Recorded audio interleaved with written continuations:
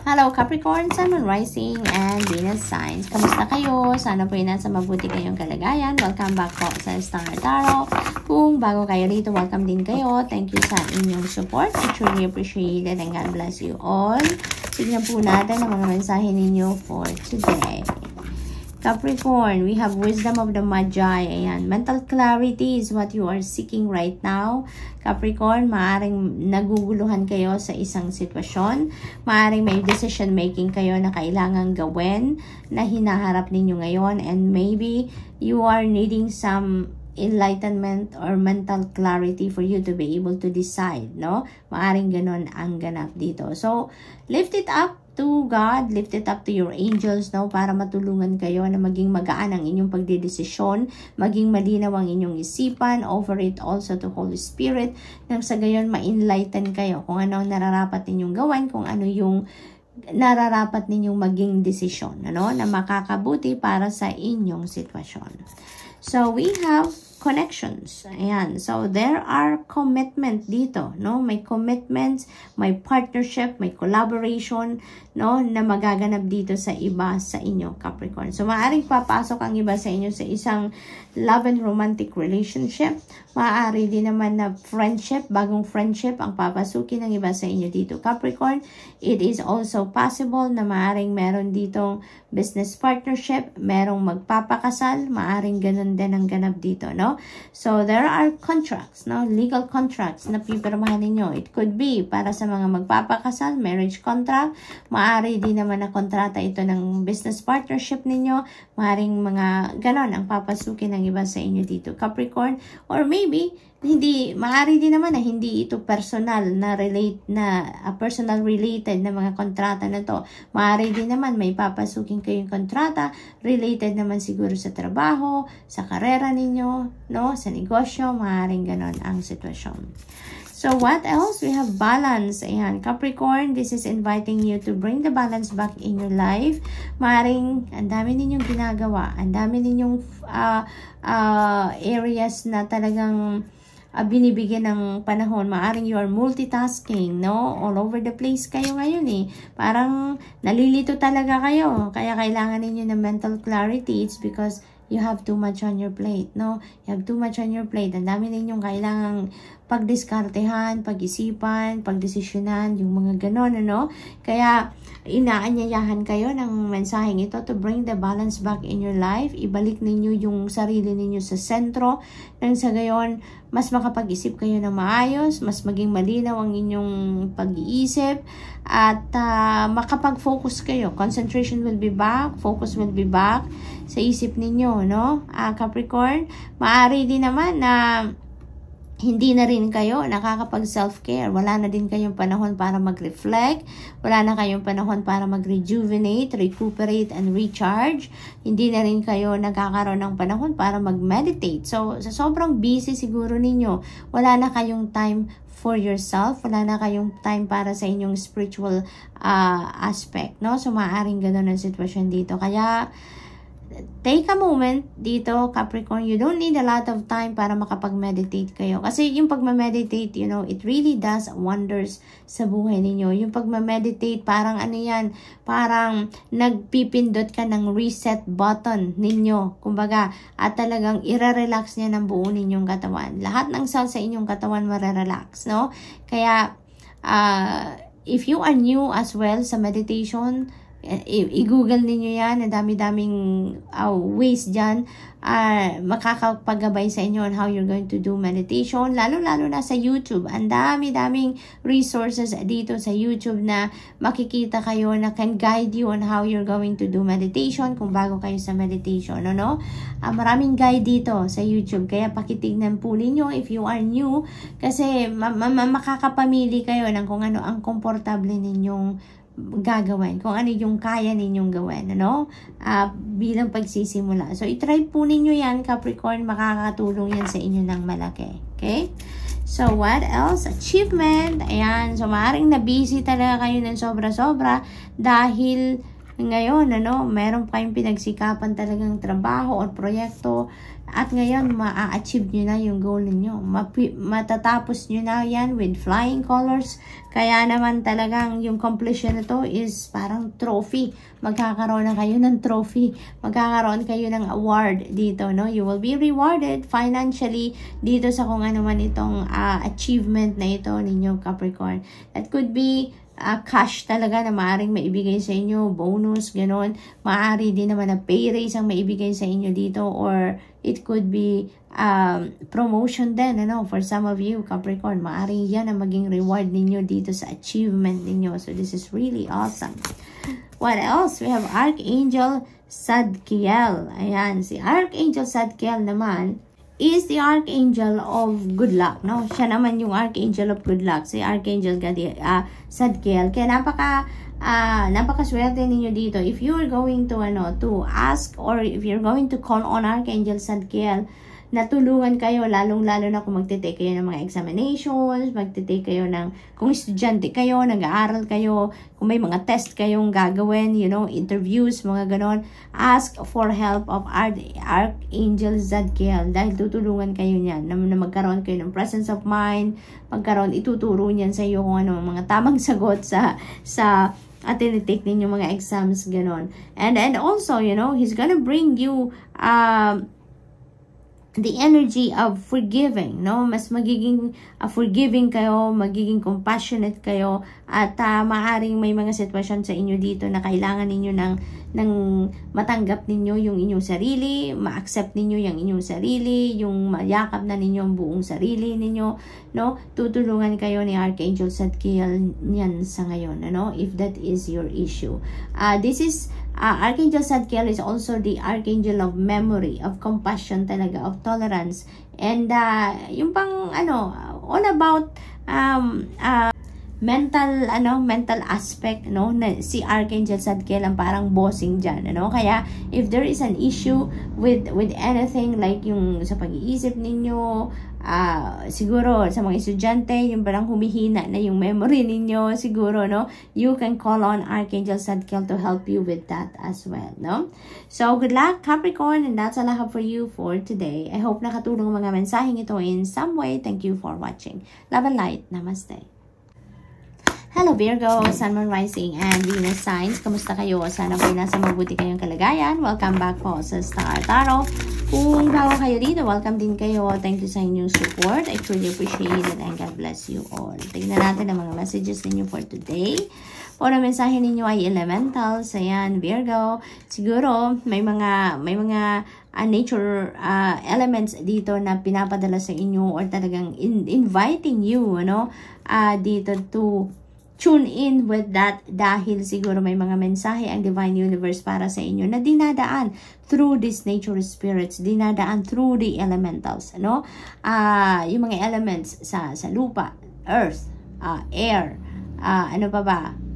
fire, water, yung mga ganon. So, kung saan man siguro kayo napupunta, or ano man ang nasaan man kayo sa ngayon, maaaring there are nature elements dito, nature spirits are calling on you to tune in with them, because there is a special message for you there, maaaring ganon ang ganap dito for some of you. So, maybe, the Divine Universe is using these elementals, to send you a message. So, pay attention to that, mga animals ang nakikita ninyo dyan. Siguro may mga nararamdaman kayo na may fairy, may gnomes, mga ganon, So, pay attention to that. So, we have past life guides. Ayan, Virgo. There are past life guides dito that are trying to connect with you. They are trying to connect with you because they want to guide you, sa inyong mga sitwasyon sa ngayon. Maaring meron kayong mga pangangailangan sa ngayon, decision making siguro, or siguro may mga plans kayo sa buhay that maybe hindi ninyo napapagdesisyonan if you're going to start doing it, or kung anong gagawin ninyo, because maybe nalilito kayo, you have no clear direction, and your past life guides are trying to connect with you dito, maybe they are sending you messages, through your intuition as well. Maaaring may mga signs din silang pinapadala sa inyo, because they want to help you with your situation, So, what else? we have angels of the 7 chakras. Ayan, Virgo.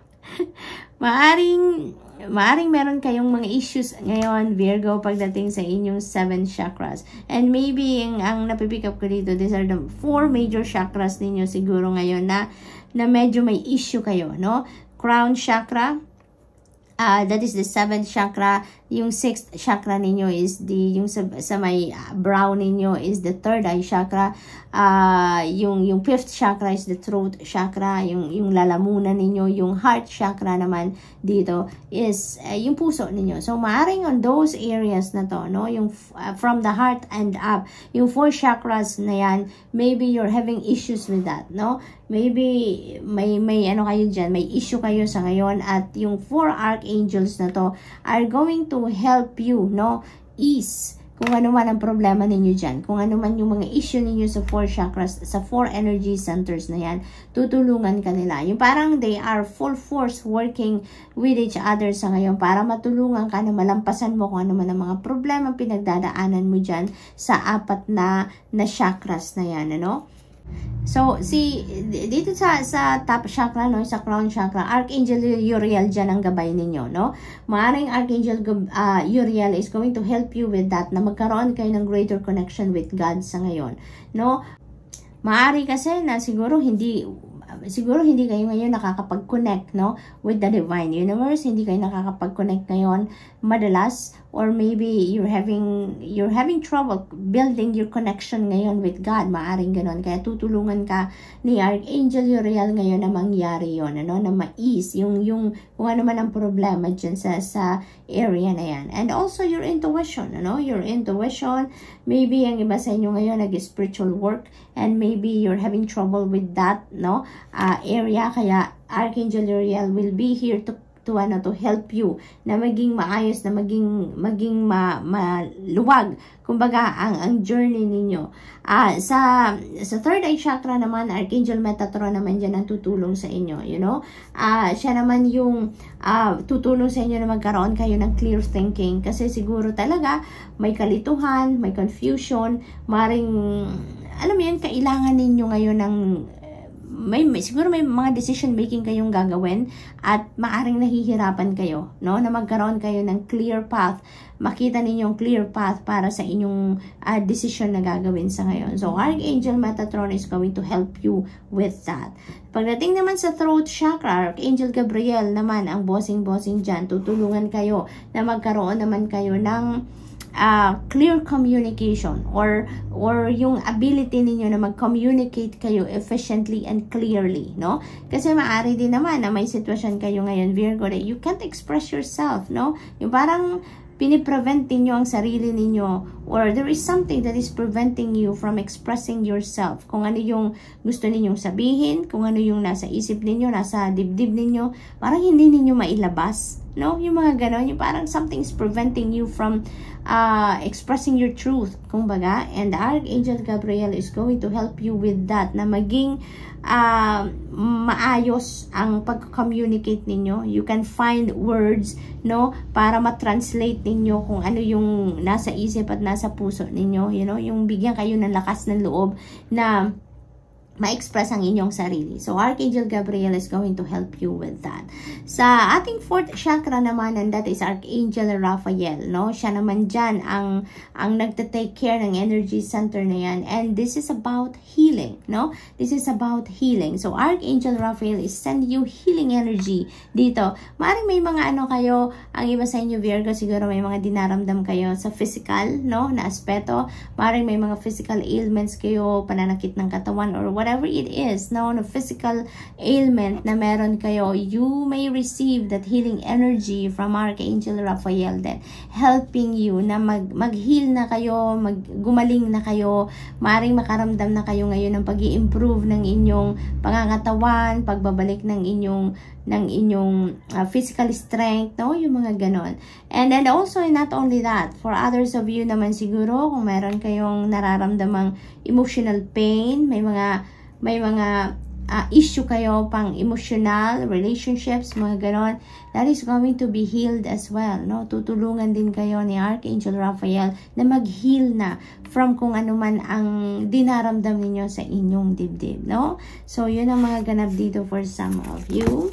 What else? Balance. Ayan. You're all over the place. Virgo, most likely, marami kayong ginagawa, you have too much on your plate. You're taking care of so many things and many people siguro, and you don't even have time to do some kind of self-care, no? And this is a special message para sa iyo na wake up, Virgo, no? Everything should have its time, 'di ba?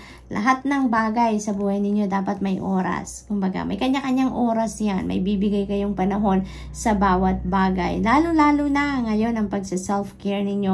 Maaaring ito yung nanineglect na ninyong area sa buhay ninyo. Hindi na kayo siguro nakakapagpahinga, hindi kayo nakakapag-meditate, hindi kayo nakakapag-exercise, hindi kayo nakakapag-self-care in general. Kaya, Virgo, this is a wake-up call for you.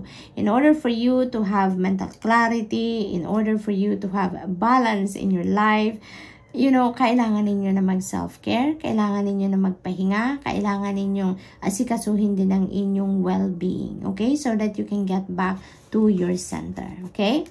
Mas magiging productive kayo, mas magiging efficient kayo sa kung ano man ang inyong gagawin if you are on top of your health, okay? So, shamanic healer, cleansing, attunement, itong kailangan ninyo to clean up. Now, clear up yourself with negative energies. Kasi sa sobrang busy siguro ninyo, wala talaga kayong panahon para mag-detoxify, mag-purify ng inyong sarili and even your physical body, no? Maaaring kailangan ninyo, no? Yung physical, yung sarili ninyo, yung isip ninyo, yung damdamin ninyo, siguro yung energy field ninyo, you really need to detoxify, no? Kasi maaaring sa dami na ninyong ginagawa, sa daming tao nang nakausap ninyo or na-encounter ninyo, marami nang dumikit sa inyong energy field na negative energies, no? Negative vibes. Kaya you need to let them go. You need to cleanse yourself. You need to clear yourself, no? Siguro kailangan ninyo dito na mag-meditate kayo talaga. Kailangan din ninyo dito kung nag-i-smudge kayo ng inyong katawan, no? Mag-smudge na kayo ngayon, ano? Use white sage, no? Para, and cedar. Siguro, whatever you have, no? Palo santo, mga ganun. Whatever you have na can help you cleanse your body, no? Through smudging, do so, no, Virgo? Kasi maaring ginagawa nyo naman yan dati, pero sa sobrang busy ninyo, siguro hindi ninyo yan nagagawa na sa ngayon. So, do it again, no? Makakatulong din yan. Kung nagsusalt bath kayo, no? That is also one way of removing negativity sa energy field natin. Mag-salt bath kayo. If dati na ninyong ginagawa yan, matagal na din siguro ninyong hindi nagagawa yan, then you can do so as well, no? Kung ano yung dati na ninyong ginagawa, no? Na maaaring hindi na ninyo nagagawa again dahil sa sobrang busy ninyo, maybe make time for that, no? Para makapag-cleanse kayo ng inyong sarili, ng inyong energy field as well. So, Virgo, that's all I have for you for today. I hope nakatulong mga mensaheng ito in some way. Thank you for watching. Love and light. Namaste. Hello, Taurus, Sun, Moon, Rising, and Venus signs. Kumusta kayo? Sana po ay nasa mabuti kayong kalagayan. Welcome back po sa Star Tarot.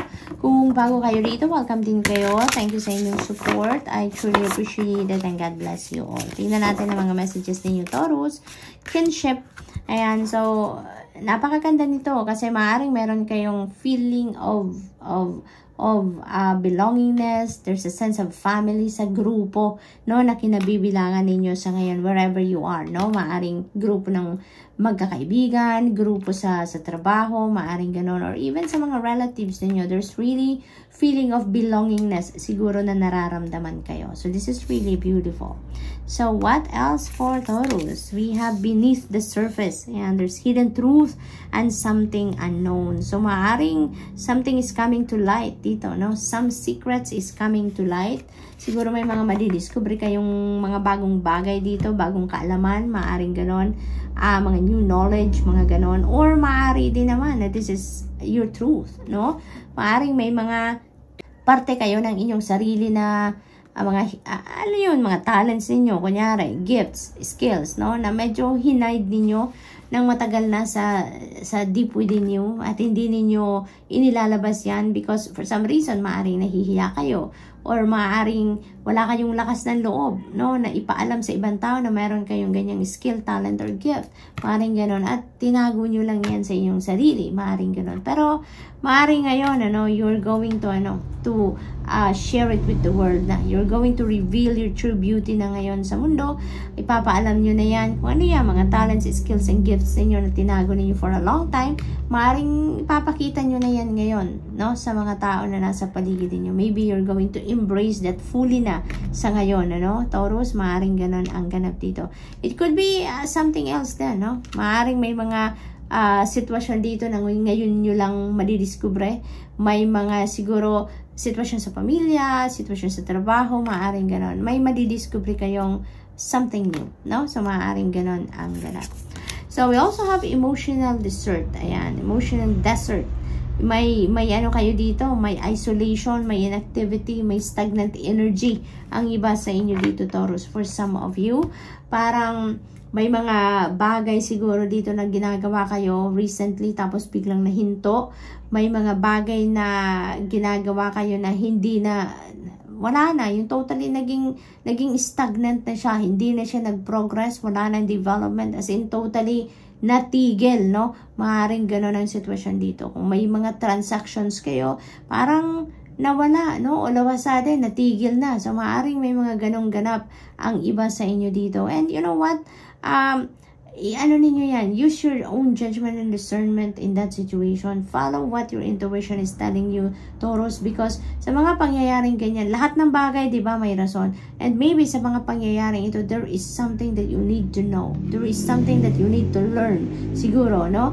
At maaaring this is an invitation for you, no? Kaya natigil ang lahat ng yan because there is something that you need to discover, no? Maaari din na natigil ang lahat yan to give you time para makapagmuni-muni kayo, to give you time para mag-reflection kayo about the things that are happening ngayon sa buhay ninyo because maybe there is a new perspective there na makukuha kayo, may bagong idea siguro kayo na makukuha, who knows, diba? So give it a try because maybe sa stagnant energy na to, this is an invitation for you, no?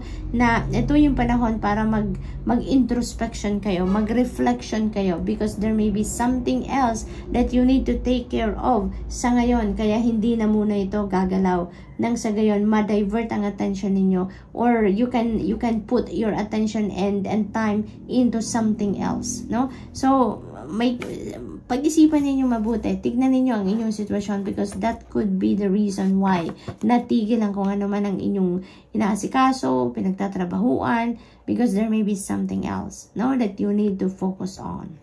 So, what else, Taurus? We have prosperity. Napakaganda, napakaganda. So, there is an opportunity for you dito na ma-experience ninyo yung prosperity, abundance, and financial success. There could be financial opportunities na parating sa inyo dito that is going to bring forth prosperity, abundance, and financial freedom, financial success into your life sa ngayon. Maaari din naman na this could be anything, no? This could be a win. Maaari din ganon. This could be a gift. This could be a big amount of bonus. Kumbaga, kung galing sa trabaho, di ba? Maaring ganon ang ganap dito for some of you. But definitely, Taurus, this is big. No? This is big. This is massive. No? Napakaganda kung nakikita ninyo yung golden path na to. See? Castle ang dadatnan niya. So, this is big. Yun ang napipick up ko dito for some of you. This is a huge blessing na maaring dumating sa inyo. Journey guide. Some of you, Taurus, dito is going to travel. This could be an international travel. Maari din naman na hindi for others of you. But definitely, there is a travel involved dito for some of you. Maaring ang iba sa inyo ay manggagaling sa abroad, uuwi. Siguro, maybe you are traveling home para siguro mag-spend kayo ng Christmas or mag-spend kayo ng holidays with your family. Maaring ganon, you're going to visit family. Maaring ganon din ang ganap. Maaari din naman ang iba sa inyo dito is lilipad, no? papuntang ibang bansa, maaring for work, maaring merong job opportunity kayong nakita na overseas, maaring lilipad na kayo, no, pupunta na kayo doon, tatrabaho kayo doon, maaari din naman na meron ng magmamigrate talaga sa inyo, no, doon na talaga titira for good. Maaari din ganon ang ganap dito for others of you, you know. Maaari din na ang iba sa inyo dito lipat bahay talaga, no, within the country, then from one province to a different province, from one city to another, maaring ganon din ang ganap dito. So there is change in place of residence, no, change of location na magaganap dito sa iba sa inyo, kaya may travel involved dito, no, Taurus. And this is inviting you, no, to call on your journey guide, no, yung journey guide niyo, tawagin niyo para matulungan kayo dito sa inyong pagta-travel na maging maayos, maging hassle-free, maging magaan lang ang journey ninyo, kumbaga, yung physical journey ninyo dito. So, tawagin ninyo, magdasal kayo sa journey guide ninyo to guide you, no, na maging maayos, maging smooth sailing, maging safe ang pagta-travel ninyo, makarating kayo sa inyong destination safe and sound, no? And also, you know, Taurus, kung naghahanap pa lang kayo ng mga hotels na titirhan ninyo or bahay na titirhan ninyo, nagbubook pa lang kayo ng mga seat ninyo sa eroplano or sa bus o kung saan man, ano, call on your journey guide to help you na makakuha kayo ng magandang seat, makakuha kayo ng magandang bus, ng maayos talaga na eroplano ang masasakyan ninyo, yung ganon. So, your journey guide can help you with that. Okay? Na maging hassle-free ang inyong and safe ang inyong pagta-travel. Okay? So, good luck, Taurus, and that's all I have for you for today. I hope nakatulong ang mga mensaheng ito in some way. Thank you for watching. Love and light. Namaste.